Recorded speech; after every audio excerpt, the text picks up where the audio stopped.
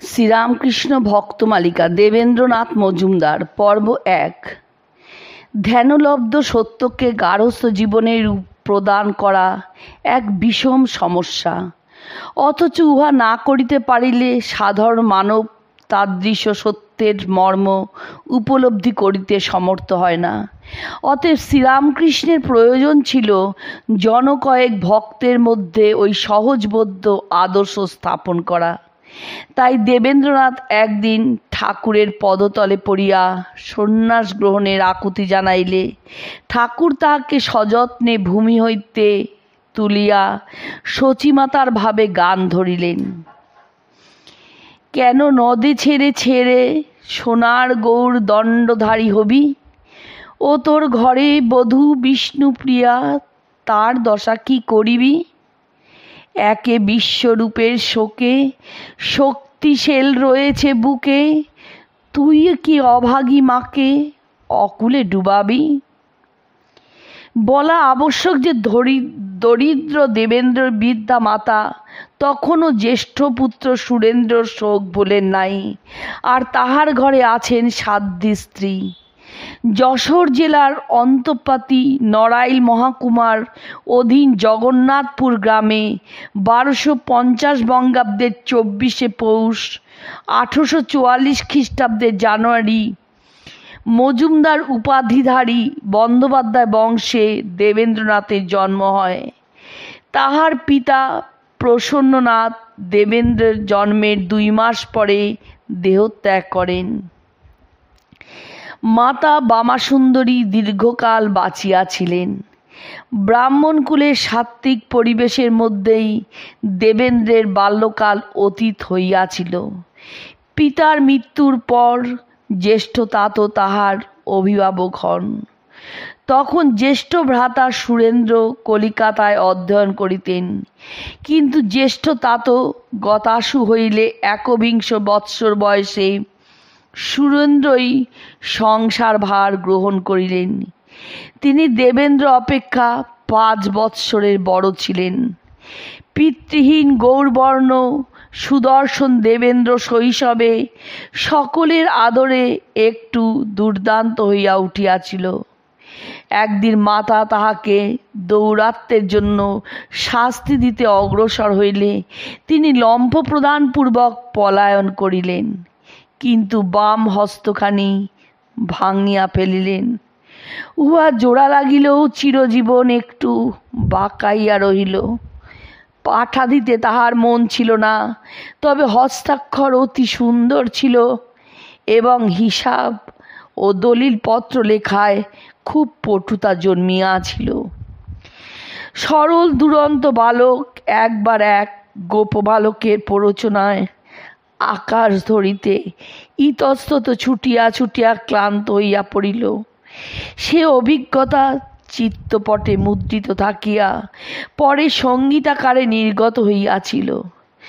সৃষ্টিজোড়া তোমার মায়া, কায়া নয় কেবলই ছায়া, মাঠের মাঝে আকাশ ধরা, ঘুরে সারা চারিধারে। জ্যেষ্ঠ তাতের মৃত্যুর পর দেবেন্দ্র অধ্যয়নার্থে কলিকাতায় আসিলেন। তখন তাহার বয়স 14-15 বৎসর। এখানে আসিয়াও তাহার পড়াশোনা অধিক দূর অগ্রসর হইল না। 4-5 বৎসর কোনো প্রকারে শিক্ষালয়ে কাটাইয়া তিনি অধ্যয়ন ত্যাগ করিলেন। পুঁথিগত বিদ্যার অবসান হইলেও কাব্যামোদী সুরেন্দ্রর সান্নিধ্যবশত দেবেন্দ্র সাহিত্য স্পৃহা বর্ধিত হইল। যৌবন আরম্ভে সুরেন্দ্র সংসারের তাড়নায় বিদ্যালয় ত্যাগ করিলেও সর্বদা বাণীর আরাধনায় রত থাকিতেন। পরিণত বয়সে ইংরাজি দর্শন ও ইতিহাস চর্চায় তাহার অবসরকাল অতিবাহিত হইত, আর অন্তরের সৌন্দর্য কাব্য রচনায় আত্মপরিচয় দিত। তৎপ্রণীত মহিলা, সবিতা সুদর্শন ইত্যাদি কাব্য তাহার উচ্চ কবিত্ব শক্তির পরিচায়ক। কবি সুরেন্দ্রের আসরে নাট্য সম্রাট গিরিশচন্দ্র ঘোষের আবির্ভাব হইত এবং উভয় সাহিত্যরসিকে অধিক রাত্রি পর্যন্ত কাব্যলোচনা চলিত। দেবেন্দ্র পার্শ্বে বসিয়া সব শুনিতেন এবং বহু বিষয় হৃদয়ে গাঁথিয়া রাখিতেন। জ্যেষ্ঠ ভ্রাতার আরেকটি গুণ ছিল যোগাভ্যাস। ভ্রাতার দ্বারা অনুপ্রাণিত দেবেন্দ্র যোগাভ্যাসে তৎপর হইলেন এবং দীর্ঘ সাধনার পর 64 প্রকার আসনে তাহার অধিকার জন্মিল। এই সময় দেবেন্দ্রের জননী তাহাকে ধরিয়া বসিলেন যে তাহাকে বিবাহ করিতে হইবে, এমনকি পুত্র সম্মত নহেন দেখিয়া তিনি প্রায়োপবেশনে আরম্ভ করিলেন। কাজেই 1277 বঙ্গাব্দের এক শুভ মুহূর্তে দেবেন্দ্রের বিবাহ হইয়া গেল।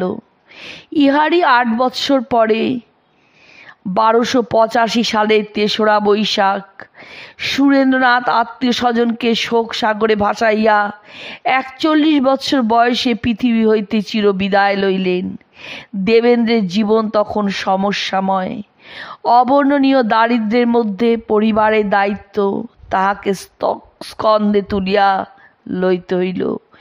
বহু দিবস অনশন ও অর্ধাসনে কাটাইয়া এবং অযাচনীয়দের গৃহে শ্রাদ্ধের দান পর্যন্ত স্বীকার করিয়া তিনি অবশেষে জোড়াসাঁকোর ঠাকুরদের জমিদারি সেরেস্তার একটি অল্প বেতনের চাকরি পাইলেন। এইরূপ স্থানে অপরেরা উৎকোচ গ্রহণপূর্বক স্বীয় অভাব মেটায়। দেবেন্দ্রবাবু কিন্তু এতটা হীনতা স্বীকার করিতে পারিলেন না। অতএব ঋণ বাড়িয়াই চলিল। অবশেষে অবস্থা গুরুতর আকার ধারণ করিলে তিনি নিজ মনিবকে সমস্ত খুলিয়া বলিলেন। মনিব দেবেন্দ্রনাথকে যথেষ্ট চিনিয়াছিলেন, তাই স্বেচ্ছায় তাহার সমস্ত ঋণ পরিশোধ করিয়া ভবিষ্যতে তাহাকে সাবধান হইতে বলিলেন। তখনও ব্যয় সংকোচের অন্য কোনো উপায় না দেখিয়া দেবেন্দ্রনাথ স্থির করিলেন যে ব্যয়বহুল মহানগরী পরিত্যাগপূর্বক হাওড়া শহরের শালকিয়া অঞ্চলে বাস করিবেন।